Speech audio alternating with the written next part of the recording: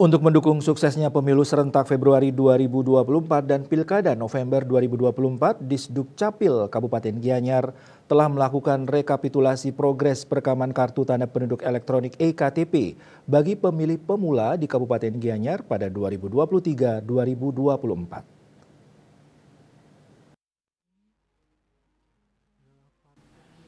Ngurah Udayatnya mengungkapkan berdasarkan hasil rekapitulasi jumlah pemilih pemula November 2023 sampai November 2024 di Kabupaten Gianyar sebanyak 7.513 pemilih pemula.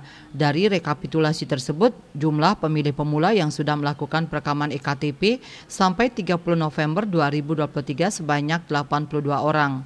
Ia menjelaskan untuk mensukseskan pemilu dan pilkada, Disduk Capil menargetkan pemilih pemula yang masuk dalam rekapitulasi dan melakukan perekaman eKTP bisa selesai November 2024.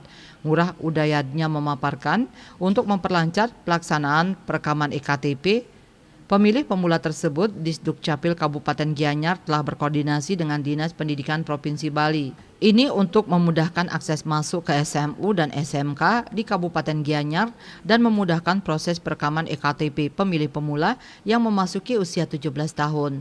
Lebih lanjut dikatakannya dalam rekapitulasi pemilih pemula, Disduk Capil telah mengantongi data My Name My Address termasuk tempat pemilih pemula tersebut bersekolah.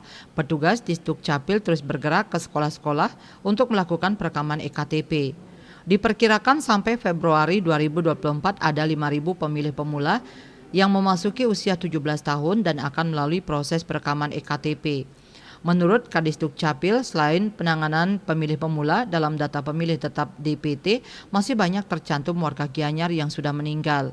Untuk itu, Disduk Capil meminta pihak keluarga segera mengurus akte kematian. Akte kematian ini bisa menjadi dasar untuk melakukan validasi data pemilih atau menghapus data warga yang sudah meninggal dalam DPT, dalam pemilu legislatif maupun dalam pilkada.